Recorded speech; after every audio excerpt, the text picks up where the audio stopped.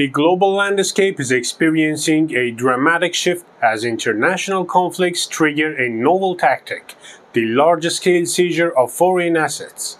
This trend, first witnessed with the freezing of Russian sovereign assets following the invasion of Ukraine, now casts a long shadow over China.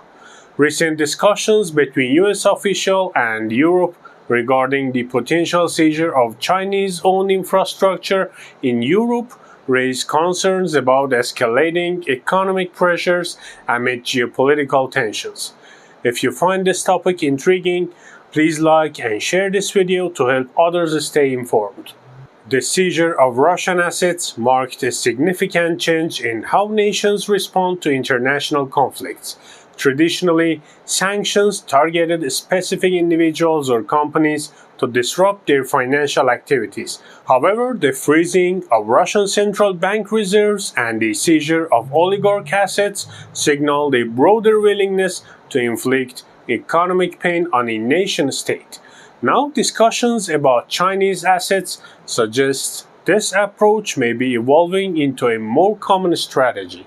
Following NATO's recent summit in Washington, D.C., the official declaration for the first time referred to China as the enabler of Russia's war against Ukraine.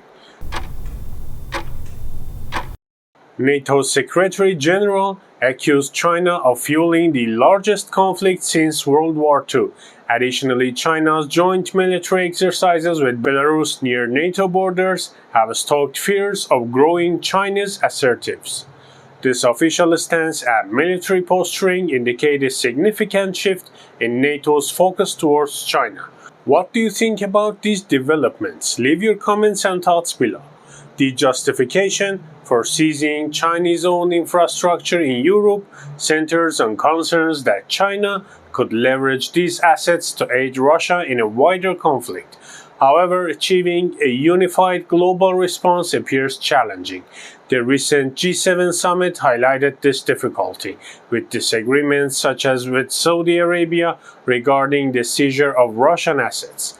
This discord underscores the complexity of securing international cooperation, especially considering China's vast economic influence and its expanding role with the BRICS economic bloc, which includes major emerging economies like India and Brazil.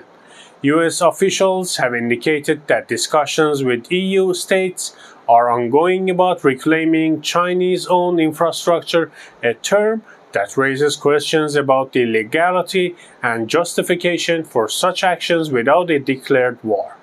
The potential seizure of Chinese assets raises numerous uncertainties. Legally, questions remain about the justification for such actions outside the context of a declared war.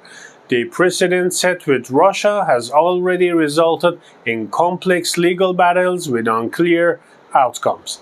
Furthermore, the economic consequences could be significant as China is a major trading partner for the EU. Such actions could disrupt global supply chains and damage investors' confidence. Europe's decision to reevaluate its economic ties with China is not solely driven by the potential seizure of assets. The recent memory of economic hardship caused by decoupling from Russian energy sources serves as a stark reminder of the potential consequences.